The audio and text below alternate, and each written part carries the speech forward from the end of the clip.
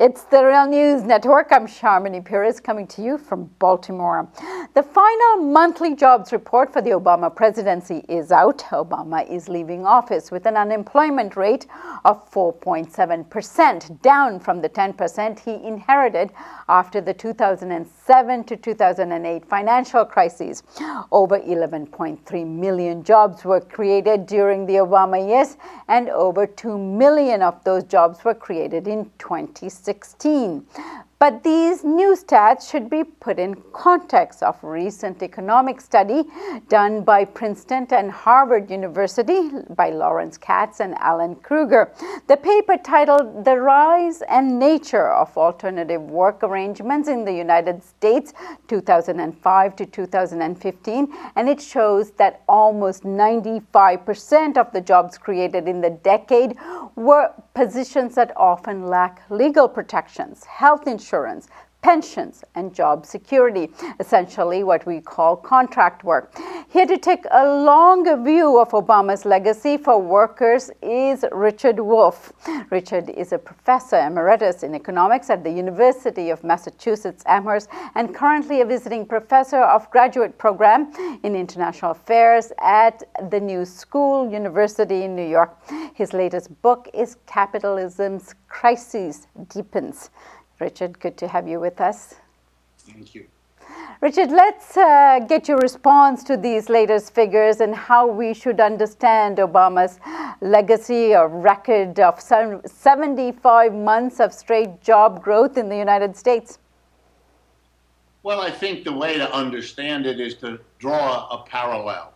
If you go to a doctor and you want to have an assessment of your health, how you've been doing and how your body is behaving, if the doctor gave you one measure, one test, for example, your blood pressure, or, for example, some test of the sugar in your blood, or whatever it was, and said, well, that's it, you're in great health because this one measure makes you look good, you would never see that doctor again. This is not a serious way to assess your health. There have to be many measures of the many dimensions that go into a healthy person's situation. And the same is true of the economy.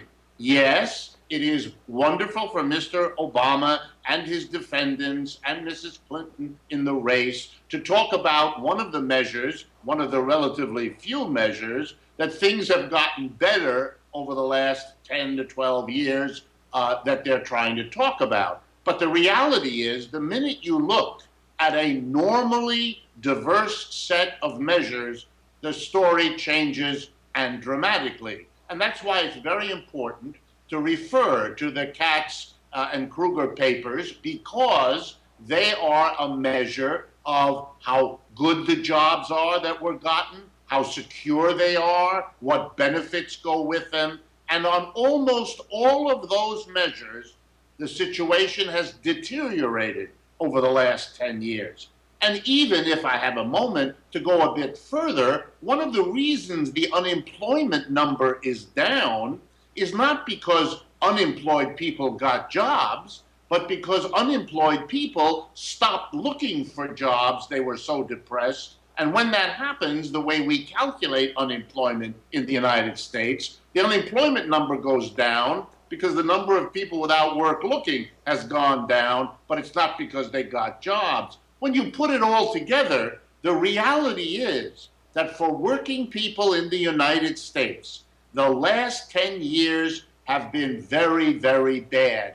And what's worse is they come on top of the previous 20 years when they weren't very good either, which is why the gap between rich and poor has gotten so much more extreme.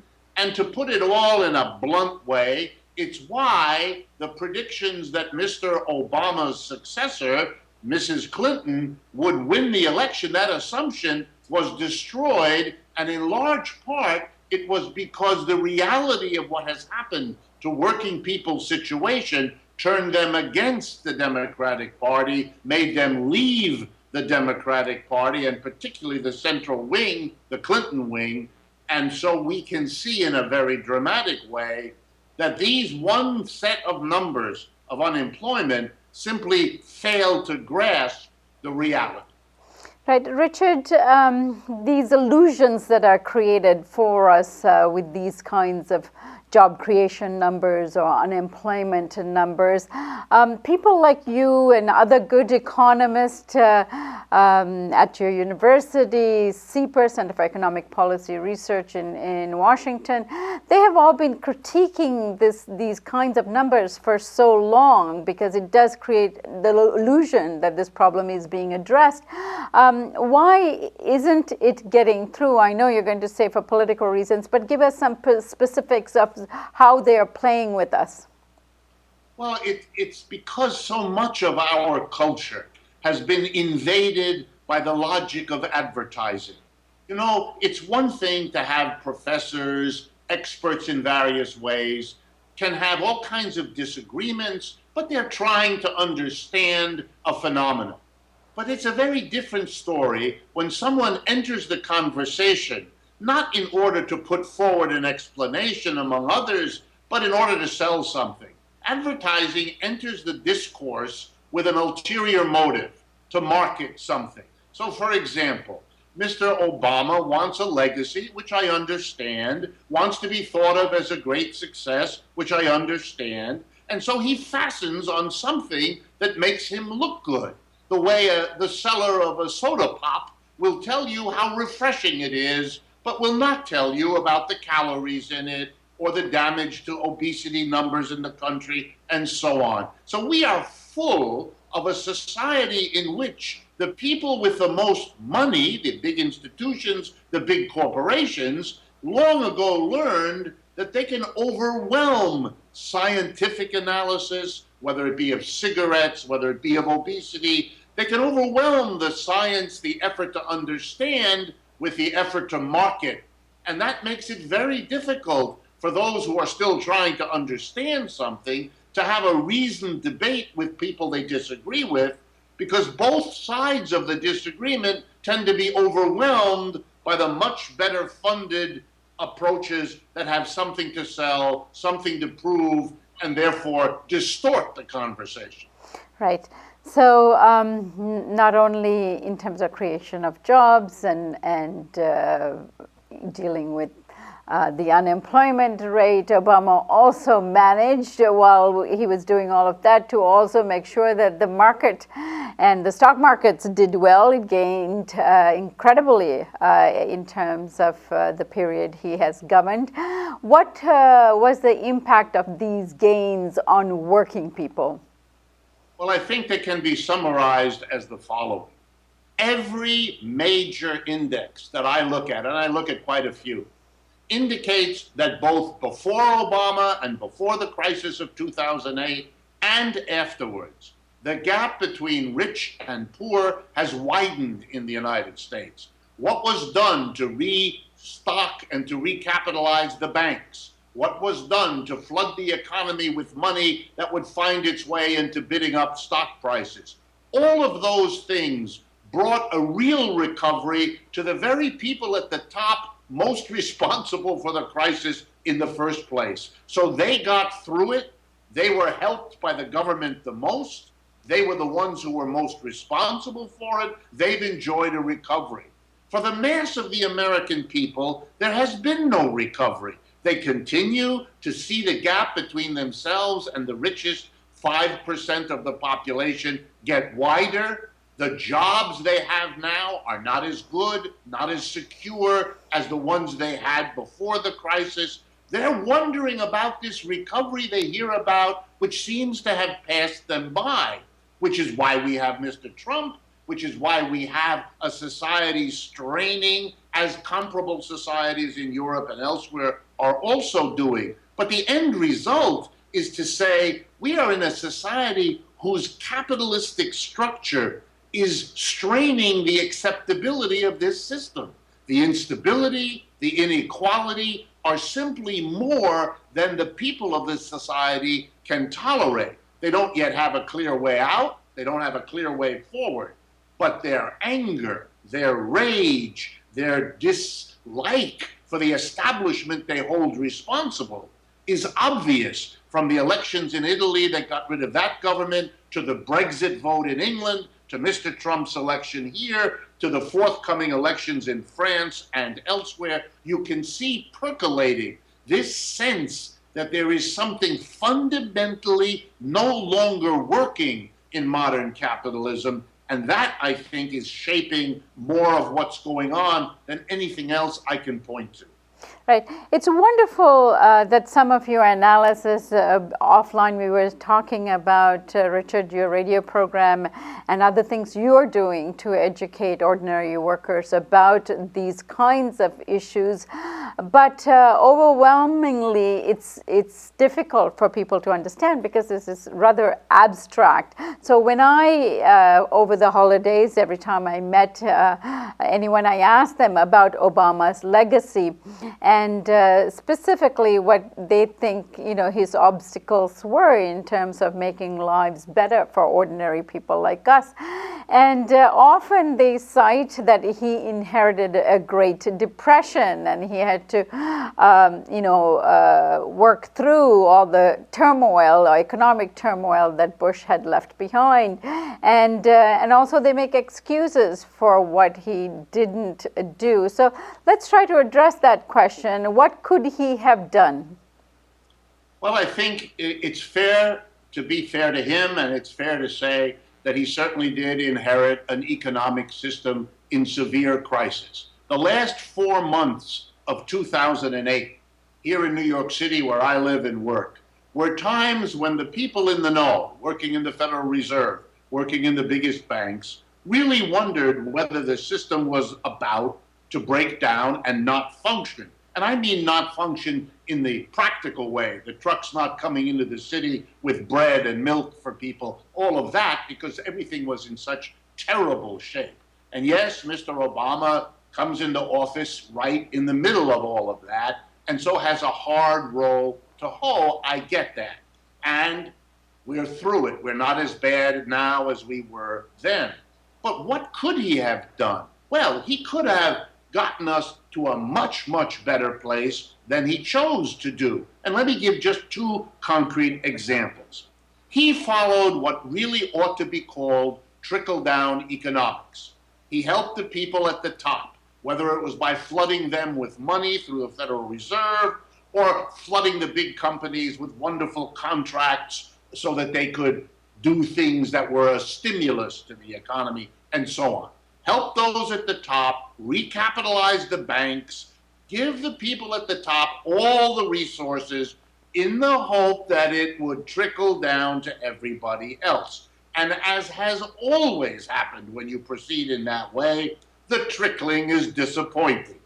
The folks at the top say thank you very much and keep most of it for themselves. That's certainly what happened here. He could have chosen an alternative called trickle up rather than trickle down. Help the people at the bottom, the ones who clearly need it most, working people, unemployed people, poor people, give them the way to spend more money, to have a better life, and that will create the demand for jobs and the profits for the companies who make the things that the mass of people can be empowered to buy.